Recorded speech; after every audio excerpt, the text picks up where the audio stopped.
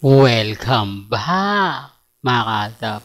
Ito na naman po ang inyong lingkod, si Mr. Destiny. At syempre, ito na naman po ang trending at talaga naman pong pinag-uusapan.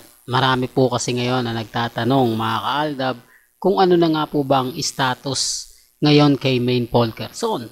Marami kasing nagko-komento, maraming mga pahayag na si Atasha Mulak ngayon ang pinaka-paborito bukod kay Mengay. Although sabihin na natin na malamang isa lang ito ni Bossing Vic Soto.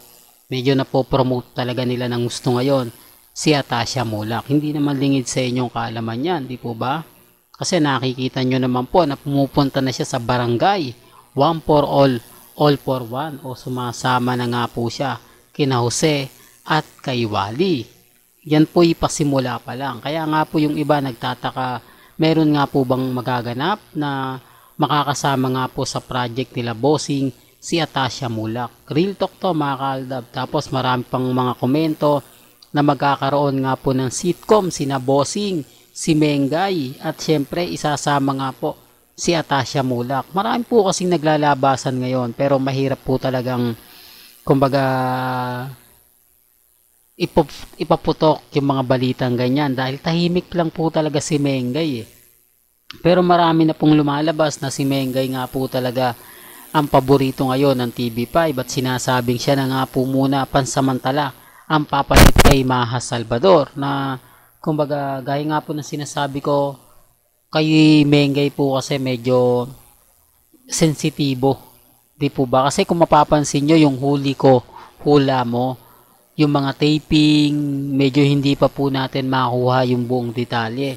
Medyo parang masyadong, di po ba, na yung sitcom kung kailan nga po ba magsisimula, kung nagsisimula na nga po ba, ganyan po sila ka husay magtago. Kaya nga po maingay ngayon dahil may pelikula o gagawa nga po si Bossing Vic Soto sa Metro Manila Film Festival na syempre kailangan pong kumbaga masasabi natin na inaayos na yan. Ganyan po talaga sila dahil kumbaga isasama siya sa Metro Manila Film Festival. Kumbaga kailangan tapos na siya bago pa mag-December. Kaya nga po mga kaaldab, yan ang isa sa inaabangan natin. Yan yung isa sa tinututukan natin.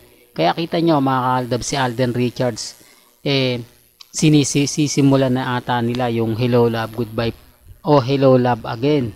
Kaya nga po ako updated pagdating po kay Maine Mendoza. Kaya nga po kung titignan nyo at susuriin pagdating kay Mengay, kumukuha po tayo ng mga update. Ito nga po yung nakukuha nating update.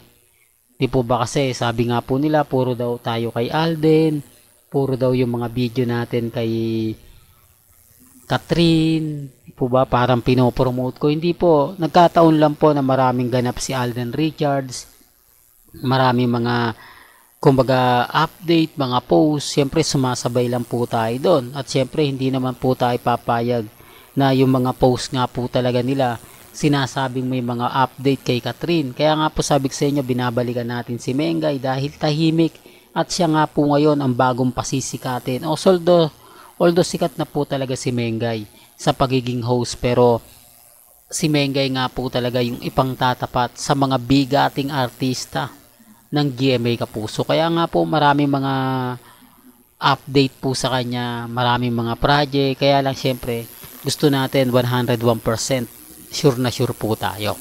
Well, hanggang dito na lang po ang ating latest updates. Kaya kung gusto nyo pa po ng pinaka-latest at sariwang update, abay tumutok lang po kayo dito po sa channel ni Mr. Destiny para updated po kayo sa mga latest at sa mga bagong video po na ilalabas po natin maya-maya lang. Hanggang sa muli, salamat po sa panonood at pakikinig.